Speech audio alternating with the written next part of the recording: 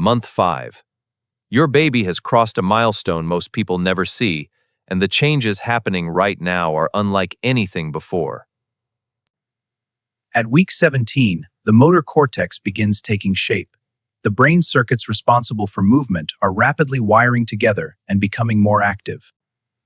At week 18, Merkel cells appear in the skin for the first time, the body's precision touch sensors, built to detect texture, pressure, and shape. Touch is becoming one of your baby's most developed senses this month. Every brush against the uterine wall is now being felt and processed. Between weeks 16 and 20, ultrafine hair called lanugo covers the entire body. Its job is to anchor vernix directly to the skin. Without lanugo, vernix cannot anchor to the skin. It slides off, leaving the surface exposed to amniotic fluid for months. At week 17, sebaceous glands activate. The cell destroys itself to release its contents, a process unique in biology called holocrane secretion. That oily release, called sebum, travels to the skin surface, building the thick, waxy white coating seen on every newborn at birth. Every movement stimulates developing sensory pathways. Signals travel from the skin and muscles to the brain, helping refine the body's growing nervous system. Movement isn't just motion. It's part of how the developing brain and body learn to work together. New blood vessels explode across the skin, angiogenesis. The skin grows faster than any other organ this month, and the blood supply races to catch up.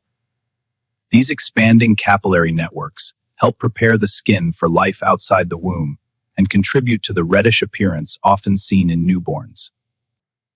Month 5 brings brown fat. Unlike regular fat, it doesn't store energy. It burns it as heat, the body's most powerful built-in furnace. Nature made it specifically to keep your baby alive the moment it leaves the womb. Every gram of calcium in your baby's bones crosses the placenta from your blood, particle by particle. Your body always prioritizes the baby first. The calcium used to build the skeleton comes through the mother's circulation. If dietary calcium is insufficient, the body can temporarily draw on calcium stored in maternal bone.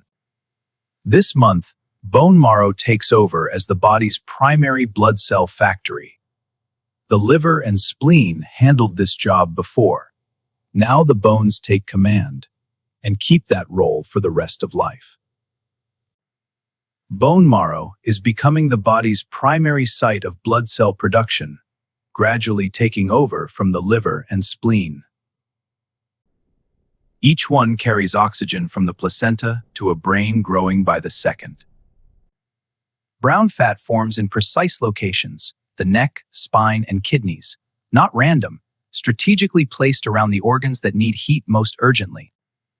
At a microscopic level, brown fat cells are packed with mitochondria. At birth, they ignite, burning fat as pure heat to keep your baby warm. By mid-pregnancy, your baby is swallowing substantial amounts of amniotic fluid every day, not just for nutrition, but to keep fluid levels inside the womb perfectly balanced. The kidneys filter continuously. Fetal urine is now the primary source of amniotic fluid. Together with the placenta, the baby helps regulate the fluid environment that surrounds it. If the baby stops swallowing, fluid builds up dangerously, a condition called polyhydramnios. This reflex isn't just eating practice. Week 20 is the anatomy scan, the most detailed ultrasound of pregnancy. Every organ, the heart, spine, and brain are carefully examined. For females, the ovaries already contain every egg she will ever produce, up to 7 million, all formed right now inside the womb. For males, the testes have begun their developmental journey toward the scrotum, while the major reproductive structures are already formed. Delivering oxygen and nutrients while removing waste, every minute, without stopping.